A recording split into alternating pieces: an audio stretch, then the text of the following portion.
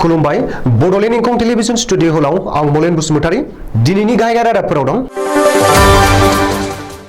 उरखावग्रा ब्रह्म आरो प्रमद बर'आ बर' थुनलाइ आफादनि 61थि बोसोरसालिया जथुम्मानि लाहार फाहार खालामनायखौ नायदिंहैदों। क'क्राझाराव फिन पुलिस एनकाउन्टार, सासे गान्जा माफिया जखम। अल बिटिआर टेट क्वालिफाइड एसोसिएशनआ क'क्राझाराव सोमावसारदों। हजायाव नकल फोरमानलाइ होग्रा हानजा हमदों। जेनेरेल मनज पान्डे आर्मिनि चिफ मासि आजावबाय। बाक्सा जिल्ला सोलोंथाइ बिफाननि इन्जिनियार मुसा हगा दागा गारां जाख्ल'नानै हमजादों। बोथोर बिगियाननि हाइ एलार्ट, फैगौ 4 मेसिमहालागै आसामाव अखा बारहुंखा। क'क्राझारनि दाब दाब जायगायाव गोब्राब अखा बारहुंखा आरो सारअन्थाइ गावनायजों 4 जोखोम। आथिखालाव मोनफ्रोमबो मुवा बेसादनि अख्रां नाङा बेसेन बांनाया रायजो राजानि सायाव गाज्रि गोहोम खोख्लैदों। दानिया फैदो आबुं रादाबाव।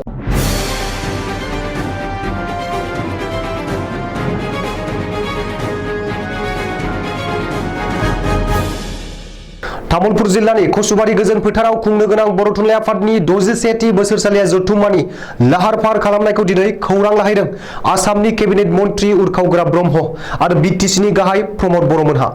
बेनि बागै मन्त्रि उरखावग्रा ब्रह्मआ गावनि अफिसियेल फेसबुक पेजआव फोसावदों।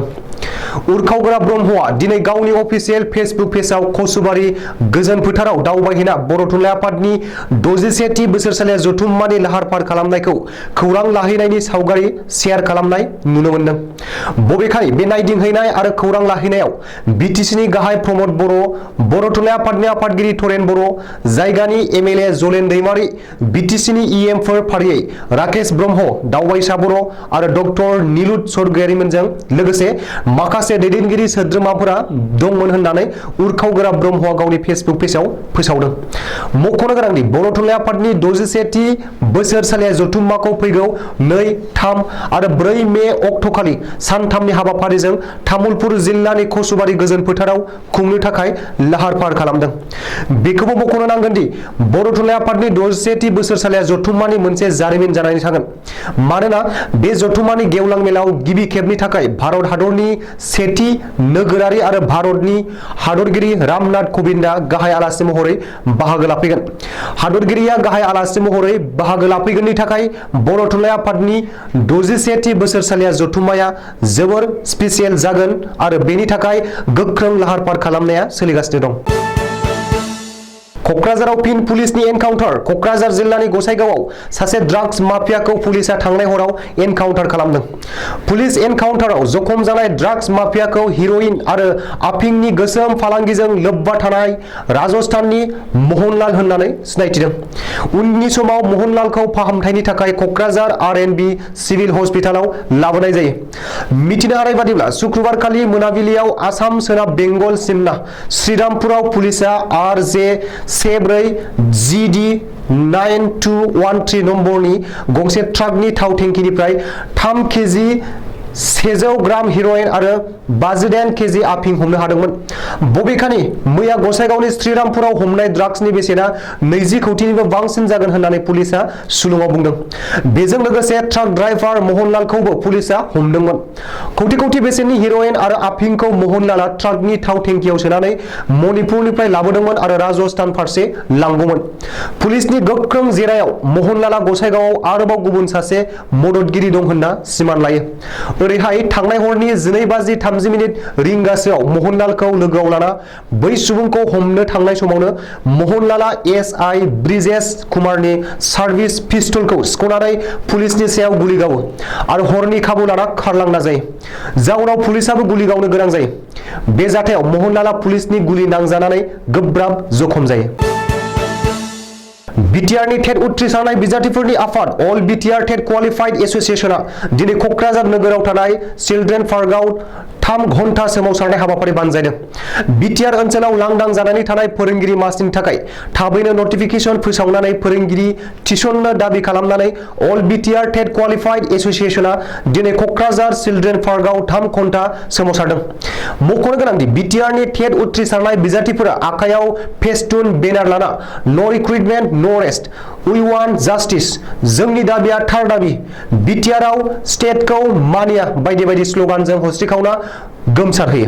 बेजों लोगोसेनो लांदां जानाय मासिफोराव दासिमबो फोरोंगिरि थिसनिनि थाखाय प्रमद बर' दैदेननाय बिटिसि सोरखारखौ गोख्रों रावजों सोंखारि आरो बिटिसि सोरखारा मानो दासिमबो फोरोंगिरि थिसननायनि राहा लायाखै होननानै सोंथि सोङो। मख'नो गोनांदि बिटिआर ओनसोलाव जेब्लासिम फोरोंगिरि थिसना आरो सोरखारा अल बिटिआर टेट क्वालिफाइड एसोसिएशनखौ सावरायनो लिंहरा अब्लासिम बेबायदि गोख्रों सोमावसारनायखौ लालांबाय थागोन होननानै आरो उननि समाव गुवाहाटी, दिसपुर, लास्ट गेट आरो दिल्लीयावबो सोमावसारनायनि हाबाफारि लागोन होननानै आफादनि दैदेनगिरिफोरा खौरांगिरिनि सिगाङाव बुंदों। हजायाव नकल फोरमानलाइ होग्रा मोनसे हानजाखौ हमनो हादों। एसपि बरुन पुरकायस्थनि बिथोन बादियै मराजान आरो नीलबागानाव सिग्रोमनानै नकल फोरमानलाइ थियारि खालामग्रा मोनसे हानजाखौ हमनो हादों। बे अपारेशनाव नकल फोरमानलाइ थियारि खालामग्रा हानजाजों लोब्बा थानाय साथाम दुथांखौबो पुलिसा हमनो हायो। हमजानाय दुथांफोरखौ फारियै जाकारिया आहमेद, आब्दुल आहमेद आरो फारुक आहमेद होननानै पुलिसा सिनायथि होदों। रिपर्ट बादिब्ला दुथांफोरनि हानजाया रां लानानै मानसिफोरा नागिरनाय बादिनो नकल पासपर्ट, ड्राइभिं लाइसेन्स, गारिनि आरसि, आधार कार्ड बायदि गोनांथार डकुमेन्टसफोरखौ नकल बानायनानै होयोमोन। बबेखानि हजाय पुलिसा दुथांफोरनिफ्राय गंथाम कार, नागालेण्ड रेजिस्ट्रेशननि गंथाम मटर साइकेल, आसाम आरो महाराष्ट्रनि गं 17 गारिनि रेजिस्ट्रेशन सार्टिफिकेट, मोन 99 आधार कार्ड, मोनसे सिप थानाय कार्ड, मोन 93 खालि कार्ड, गंनै पिस्तल, गंथाम पासपर्ट, गं 8 राबार स्टाम्प आरो माखासे नोगोद रांखौ बोखांनो हायो। ओरैहाय हमजानाय साथामबो दुथांखौ हजाय पुलिसा गावनि जिम्मायाव लाना जेरा खालामदों आरो बे जाथायनि सायाव नायबिजिरनो जागायबाय।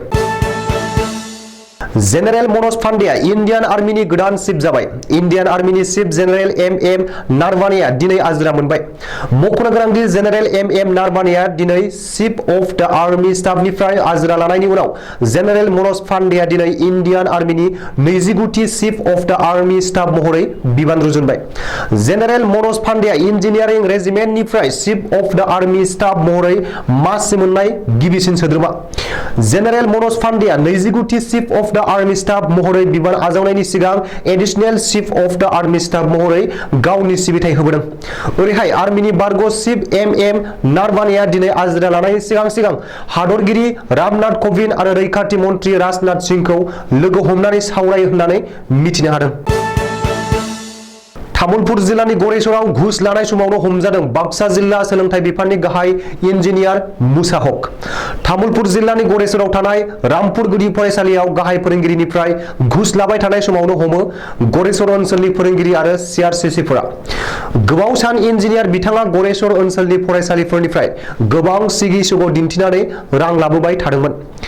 फरायसालिफोराव फैनाय मोनफ्रोमबो सोरखारि अनसुंथाइनि थाखाय इन्जिनियार बिथांनो होनो नांगौ जादोंमोन रांफोरखौ। रांखौ होआब्ला फरायसालिनो होआमोन सोरखारि अनसुंथाइनि खरसा फोरमान बिलाइ। बिदि खालामनायनि थाखाय ओनसोलनि फोरोंगिरिफोरा अहाग्लेनायनि थाखाय बिदि थासारि सुजुनानै इन्जिनियार बिथांखौ हमनानै पुलिसनो गथायहरो। थांनाय समफोराव गरेसरनि गोबां सिआरसिसिफोरा सोलोंथाइ बिफाननि जिल्लानि जथुमफोराव आइएसनि मोखाङाव इन्जिनियारनि हेंथायै अजद होसेयावबो इन्जिनियार बिथांखौ लोरदबो मावहोनो हायाखैमोन। आइएसआबो लोरद मावहोनो हायै बि मावख'गिरिया सोरनि गोहोजों अक्सिजेन मोनदोंमोन बे मोनसे सानथावना बाथ्रा।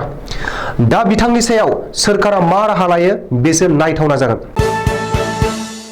आसामनि दाब दाब जिल्लायाव फैगौ 4 मे बुधबार समहालागै गोबां अखा बांखाजों लोगोसे बारहुंखा आरो सारअन्थाइ गावग्लुंनाय जानो हागौ होननानै गुवाहाटी बरझारनि मेट्रलजिकेल बोथोर बिगियान मिरुआ सिगाङावनो हाई एलार्ट होनानै रायजो राजाखौ सांग्रांथि होदों। बे खेबनि अखा बारहुंखाजों गोबांनि न' बां आरो बारि बागानाव थानाय बिफां लाइफांफोरा बायग्लिनो हागौ आरो मानसिजों लोगोसे गोबां जिब जुनारफोरनि जिउ खहा जानांनोबो हागौ होननानै बोथोर बिगियाना बयबो रायजो राजाखौ सांग्रां जानानै थानो खावलायदों। अदेबानि शुक्रबारखालि बेनि गोहोमा आफां आसामनि दाब दाब जायगायाव गाज्रियै गोग्लैगोनखौ नुनो मोनदों। बेनि अनगायैबो हादरनि राजथावनि दिल्लीनि साखाथि फाखाथि रायजो एबा दिल्लीखौ सरजाबफानानै मोनबा रायजोआव बांद्राय बिदुं दुंखावनायखौ नोजोर होनानै बोथोर बिगियाना अरेन्ज जन फोसावदों। आथिखालाव हारियाना, दिल्ली, राजस्थान, उत्तर प्रदेश आरो उड़िष्यायाव अरेन्ज जन फोसावदों। लोगोसे बिहार, पान्जाब, छत्तीसगढ़, मध्य प्रदेश आरो गुजरातआवबो बिदुङा 43 डिग्री सेल्सियास सहैबाय होननानै मिथिहोदों। शुक्रबार खालि मोनाबिलि समाव आफां आसामनि कक्राझार जिल्लानि दाब दाब जायगायाव गोब्राब अखा बारहुंखा आरो मोब्लिब सारअन्थाइ गावनायजों 4 सुबुंफोरा गोब्राबै जखम जादों। आथिखालाव बिसोर 4खौबो कक्राझार रुपनाथ ब्रह्म सिभिल हस्पिटालाव देहा फाहामथायनि थाखाय थिसनथाइ होबाय होननानै सुलुङाव फोरमायदों। जोखोम जानायफोरनि मुङा फारियै बाल्लामगुरि आरो गावनिबासानि इस्टिमा खातुन आरो नाजिमा खातुन, झारबारि ओनसोलनि आथियाबारि आरो महेन्द्रपुर गामिनि बरखा सरेन आरो रेङा बसुमतारि होननानै मिथिहोदों। बेनि अनगायैबो गोबां जायगायाव बिफां लाइफां बायनाय आरो न' बां खहा जानाय खौरां मोननाय जादों। आथिखालाव मोनफ्रोमबो रोखोमनि बिथिङाव मुवा बेसादनि बांद्राय बेसेन बांनाया रायजो राजानि सायाव जोबोर गाज्रि गोहोम खोख्लैदों। सनिबारखालि इंखं फोलेरनि खौरांगिरिया रायजो राजानिफ्राय सुलुं लानायाव बेनि सायाव मोनसे नोजोर गोग्लैदों। उदालगुरि जिल्लानि सिङाव थानाय भेरगाव सप्तायारि सनिबार बाजाराव बेनि सोमोन्दै गोबां रायजो राजाया मुवा बेसादनि बेसेन बांनायाव गावबा गावनि खेंफोरथिखौ होनानै बुंदों दि आथिखालाव सोरखारा बेनि सायाव गोख्रों राहा लानांगौ आरो रायजो राजानि थाखाय खामानि मावनांगौ। मानो होनोब्ला सरासनस्रा सुबुंफोरा गावबा गावनि सानफ्रोमबोनि जिउ खांनायाव गोबां खस्थ' मोननांगासिनो दं। दिनैनि रादाबा एसेनोसै। गोजोन्थों।